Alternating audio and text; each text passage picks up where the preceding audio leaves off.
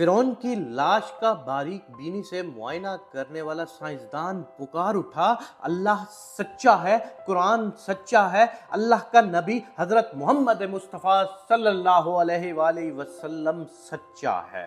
1891 سے پہلے اس دنیا کا کوئی انسان نہیں جانتا تھا کہ خدائی کا دعویٰ کرنے والے فرعونوں کی لاش کا کیا ہوا تھا، یا ان کی باقیات کہاں ہیں، یا کہیں ہیں بھی یا نہیں۔ الہامی کتابوں تورات، بائبل اور قرآن پاک میں اس واقعے کا ذکر تفصیل سے ملتا تھا کہ حضرت موسیٰ علیہ السلام اور بنی اسرائیل قوم کا پیچھا کرتا ہوا فرعون پانی میں غرق ہو کر اپنی فوج سمیت مر گیا تھا، جبکہ حضرت موسیٰ علیہ السلام اور ان کی قوم کو پانی نے اللہ کے حکم سے گزرنے کا راستہ دے دیا تھا۔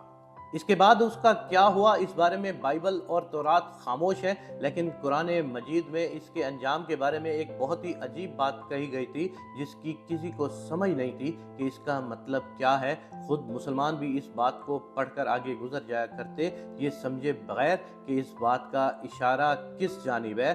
سورہ یونس میں فرعون کے مرنے کے بعد اس کا انجام کچھ اس طرح فرمایا گیا تھا کہ پس ہم تیرے بدن کو سمندر سے نکال کر محفوظ کر لیں گے تاکہ تو بعد میں آنے والوں کے لیے عبرت بن جائے۔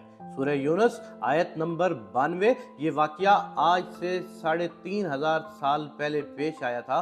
فرعون کے ڈوب کر مرنے کے بعد سمندر نے اس کی لاش کو اللہ تبارک و تعالیٰ کے حکم سے باہر پھینک دیا، جبکہ باقی لشکر کا کوئی نام و نشان نہ ملا۔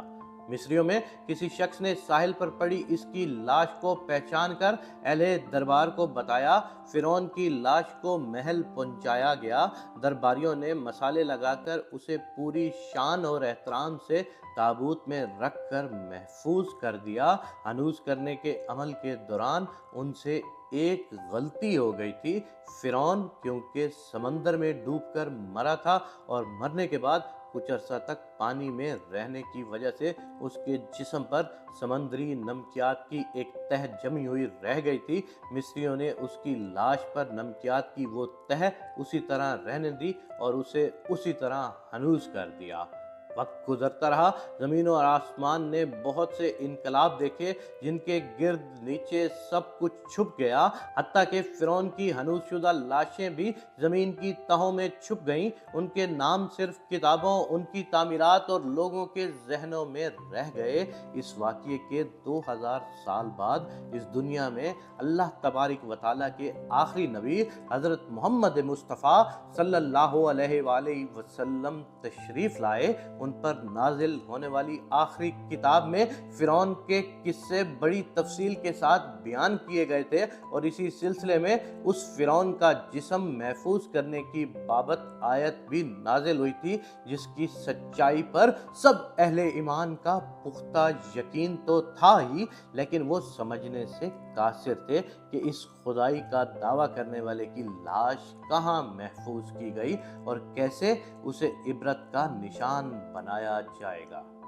1871 میں مصر کے ایک شہر الغورنیہ سے تعلق رکھنے والے غریب اور معمولی چور احمد عبد الرسول کو فرعون کی ہنوز شدہ لاشوں کی طرف جانے والے خفیہ راستے تک رسائی مل گئی۔ احمد عبد الرسول نوادرات چوری کر کے بیچا کرتا تھا۔ ایک دن وہ دریائے نیل کے کنارے کے قریب تبسیہ کے مکان پر اسی سلسلے میں پھر رہا تھا جب اسے ایک خفیہ راستے کا پتہ چلا۔ وہاں وہ نوادرات کی چوری کے لیے جگہ کھود رہا تھا کہ اسی دوران اسے کچھ لوگوں نے پکڑ لیا اور پولیس کے حوالے کر دیا۔ وہ جس جگہ کو کھود رہا تھا وہاں سے ملنے والے راستے کی جب مسلسل کھدائی کی گئی، 1891 کو دوسری ممیوں کے ساتھ اسی غرق ہونے والے فرعون کی لاش بھی مل گئی۔ اس کے کفن پر سینے کے مقام پر اس کا نام لکھا ہوا تھا۔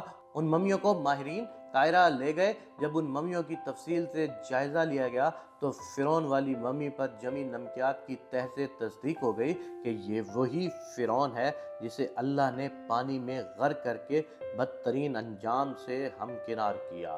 یہ بہت بڑا واقعہ تھا۔ اس کی تصدیق کے لیے دنیا بھر کے ماہرین، آثار قدیمہ اور سائنسدان مصر کی طرف امٹ پڑے۔ مختلف سائنسی ٹیسٹ کرنے کے بعد دنیا بھر کے سائنسدانوں نے تصدیق کر دی اور دوسری سب لاشوں کی نسبت صرف فرعون کی لاش پر ہی سمندری نمکیات کی تہ جمی ہوئی تھی۔ اس تصدیق کے بعد اسے فرعون کی لاش قرار دے کر عجائب گھر میں محفوظ کر دیا گیا۔ 1982 میں فرعون کی ممی خراب ہونے لگی تو اس وقت کے مصری حکومت نے فرانس کی حکومت کو درخواست کی کہ فرعون کی ممی کو خراب ہونے سے بچایا جائے، نیز جدید سائنسی ذرائع سے اس کی موت کی وجہ بھی معلوم کی جائے۔ چنانچہ مصری اور فرانسیسی حکومت نے مل کر ممی کو فرانس لے جانے کا انتظام کیا۔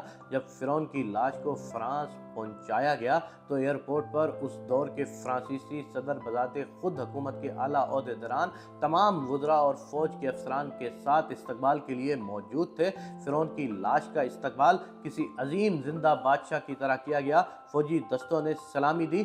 فرعون کی ممی کو ماہر ڈاکٹروں کی ٹیم کے حوالے کیا گیا۔ اس ٹیم کی سربراہی ڈاکٹر مورس بوگائے نے کی۔ مائکروسکوپک ٹیسٹوں کے ذریعے ممی کے تمام اعضاء کا باریک بینی سے جائزہ لیا گیا تو معلوم ہوا کہ اس کی لاش اور جسم میں سمندری ذرات ابھی تک موجود ہیں اور موت کی وجہ بھی پانی میں ڈوبنے کی ہے۔ ایک بادشاہ کی موت پانی میں ڈوبنے کی وجہ سے ہو، یہ ڈاکٹر مورس کے لیے حیرت کی بات تھی۔ اس نے اس ممی کے بارے میں مزید جاننے کی کوشش کی تو اسے معلوم ہوا کہ اس بادشاہ کی موت کے حالات مسلمانوں کے نبی حضرت محمد مصطفیٰ صلی اللہ علیہ وآلہ وسلم پر اتری کتاب قرآن پاک میں تفصیل سے درج ہے۔ اسے علم تھا کہ جہاں سے یہ لاش ملی ہے وہ ایک اسلامی ملک ہے۔ چنانچہ تجسس کے ہاتھوں مجبور ہو کر وہ مصر پہنچا۔ وہ ایک سائنسدان تھا۔ اس نے اس معاملے میں مصر کے ہی ایک سائنسدان سے ملاقات کی۔ اس سائنسدان نے قرآن پاک کھول کر اسے سورہ یونس کی آیت 90 تا 92 کا ترجمہ لفظ ب لفظ سنایا۔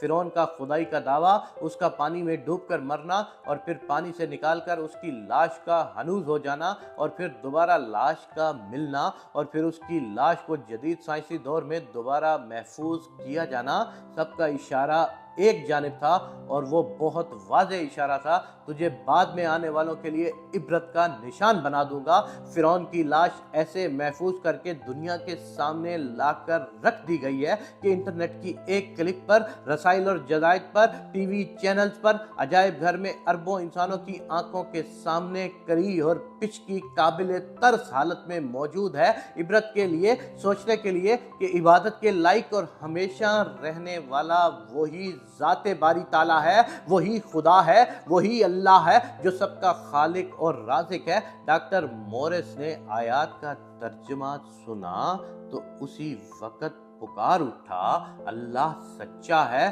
قرآن سچا ہے اور اللہ کا نبی حضرت محمد مصطفیٰ صلی اللہ علیہ وآلہ وسلم سچا ہے، کلمہ پڑھا اور مسلمان ہو گیا۔